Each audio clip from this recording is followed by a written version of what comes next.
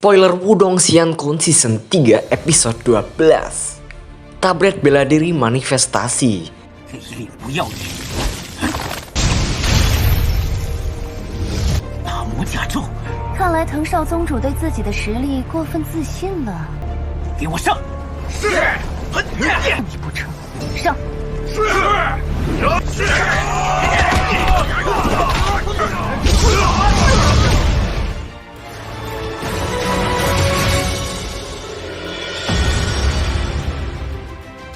！Hai, bagaimana kabarnya nih guys? Jumpa lagi di channel Alavola Movie. Di video ini, Mimin akan nyiapin angin seger nih dengan nyeritain alur cerita Martial Universe atau Wudong Xiankun Season 3 Episode 12 tipis-tipis ya guys. Perlu diperhatikan juga, spoiler ini hanya alur ceritanya saja ya guys. Jadi cerita sama gambarnya mungkin berbeda guys. Siapin rokok dan kopinya nih. Tanpa banyak cocot apalagi bacot, yuk diseruput dan disedot. Pada episode sebelumnya, Lindong telah memasuki altar kuno dan bertemu dengan seorang penetua. Tetua itu adalah mantan pemilik simbol pelahap. Sambil menatap Lindong, tetua itu berkata, segel pelahap telah diambil oleh orang lain. 这位少年是为祖符而来的吧？正是，前辈。外面的祖符已被人取走。 3 tahun yang lalu, ketua sekte boneka tersembunyi yang mengambilnya. Tapi, segel pelahap itu masih terkunci dan tidak ada yang bisa membukanya. 那人也永远无法炼化祖符。若要炼化祖符，必须得到老夫的认可。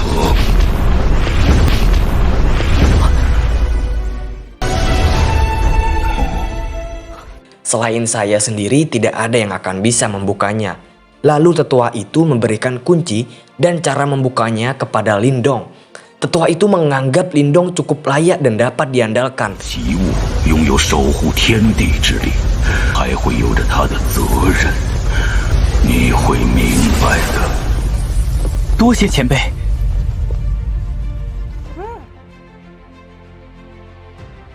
Untuk menanggung beban menjadi pemegang simbol pelahap sebagai penerusnya. Setelah mendapatkan kunci pembuka segelnya, Lindong keluar dari alat itu.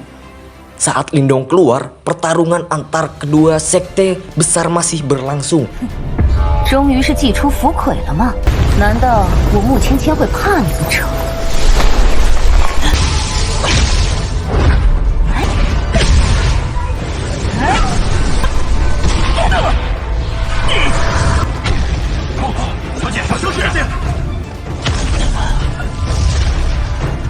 看来你的实力也不过如此。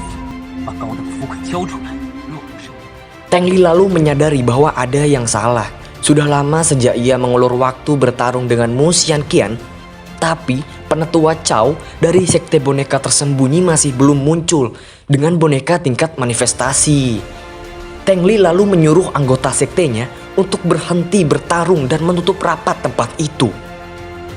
Sekte Iblis Agung yang melihat Teng Li menarik mundur anggota, terlihat senang melihat tingkah laku Teng Li.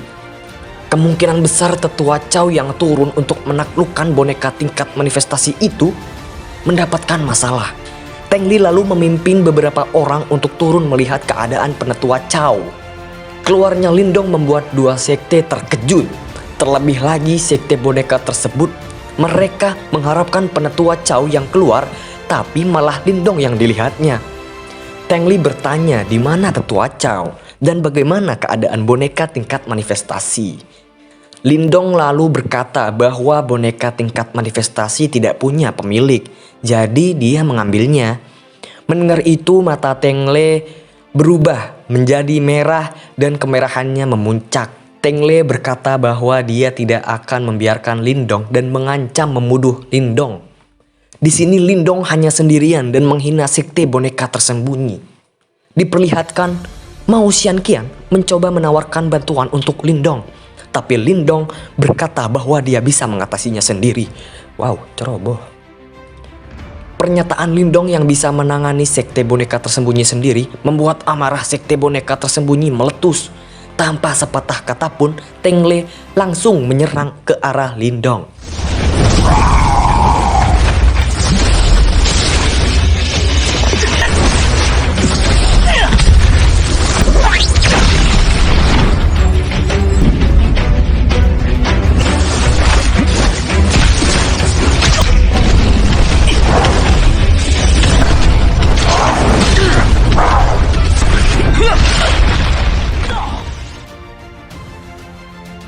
Para tetua sekte boneka tersembunyi juga ikut menyerap, tapi hasilnya mereka dibikin babak belur oleh Lindong. Lindong menggunakan teknik yang ia dapat dari Huazong untuk mengalahkan sekte boneka itu sendiri. Tengle kewalahan mengatasinya sendirian. Oleh karena itu, Tengle minta bantuan beberapa anggotanya dan membuat sebuah formasi. Diperlihatkan dengan formasi itu sebuah bayangan besar dengan mancul dan menyerang ke arah Lindong. Serangan itu sangat brutal, bisa dikatakan itu adalah kemampuan pamungkas sekte boneka tersembunyi. Untuk menahan itu, Lindong memanggil boneka tingkat manifestasinya. Boneka tingkat manifestasi Lindong dan bayangan bertanduk yang diciptakan Tengle pun berpelukan kayak Teletubbies. Haha. Namun dampak pelukan itu menghasilkan ledakan yang begitu dahsyat. Mao Xianqian dan sekte iblis agung yang terus mengamati pun harus mundur jauh. Setelah ledakan itu, bayangan bertanduk yang dibuat Tengle hancur jadi debu. Tapi boneka tingkat manifestasi milik Lindong tidak menerima kerusakan apapun. Banyak anggota sekte boneka tersembunyi yang terluka karena itu. Lindong juga tidak memberikan ampun dan boneka tingkat manifestasi Lindong menyerang Tengle. Menghadapi serangan boneka tingkat manifestasi Lindong, Tengle tidak berani, lalai dan dia membakar esensi darahnya sendiri dan menggunakan serangan terkuatnya. Tengle dapat memblokir serangan boneka tingkat manifestasi Lindong, tapi wajahnya sudah berubah menjadi pucat dan tidak mungkin melanjutkan pertarungan. Dia pun memberikan perintah kepada anggotanya untuk segera mundur. Lindong tidak berniat mengejar, boneka tingkat manifestasinya masih memerlukan banyak Yuan Power. Sedangkan sumber daya Lindong saat ini terbatas.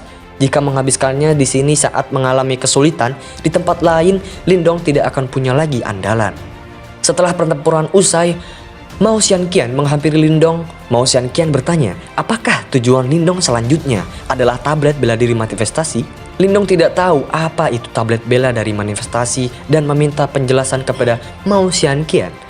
Mao Xianqian menjelaskan bahwa tablet bela diri adalah hal yang paling menarik di dalam Ultra kuno ini. Tablet bela diri dapat memberikan seni bela diri dan itu tergantung pada bakat kultivator. Semakin tingginya bakat, semakin tinggi seni bela diri yang didapat. Lindong dapat menempati satu tempat dari 10 tempat tersebut. Setelah itu Lindong dan Mao Xianqian berpisah. Mereka menuju ke tablet bela diri dengan cara mereka sendiri. Dengan menaiki si harimau piton, api Lindong bergerak arah inti tempat di mana tablet bela diri beredar. Kerumunan orang sudah memenuhi tempat itu. 4 klan juga telah sampai. Seperti biasa, Lin Langtian berdiri dengan sombong, dan Wang Yan yang melihat Lindong dia menahan amarah.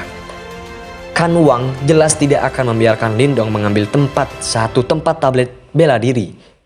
Lindong tahu dia menjadi incaran banyak orang, tapi dengan boneka tingkat manifestasinya di tangannya, Lindong memiliki jaminan bahwa tablet bela diri memanglah sebuah kesempatan yang bagus. Jika berhasil mengambil tempat, Tuan Martin menyarankan Lindong untuk berkomunikasi dengan Ron tablet bela diri. Sementara menunggu semakin banyaknya orang yang telah datang, setelah banyak kerumunan berkumpul, tablet bela diri mulai bergetar dan mengeluarkan 10 tempat. Orang yang pertama mengambil tempat adalah Lin Langtian. Tidak ada yang keberatan akan hal itu. Dan Lin Langtian disebut sebagai jenius pertama di Kekaisaran Yan. Dan mereka tidak ingin menyinggungnya. Karena sebelumnya Wang Yan telah kalah dan dipermalukan Lindong di depan umum. Berbeda dengan Lin Langtian yang mendapatkan tempat karena kekuatannya sendiri, Wang Yan mendapatkan tempat kedua dengan dukungan klan Wang Ya. Selanjutnya beberapa genius mulai naik, mulai dari Xin Si, Huang Fujing, Mao Xianqian, dan Teng Li sudah di tempat. Oke sedulur, capek juga ya bacanya. Terima kasih sudah mampir, jangan lupa dibantu like, komen, dan subscribe ya. Ya kalau kalian tidak subscribe, aduh parah sih. Jadi ya udah segitu aja videonya. Jangan lupa di komen banyak-banyak ya. Karena top komen bakalan muncul di video ini. Di video selanjutnya. Oke, see you in the next time video. Bye.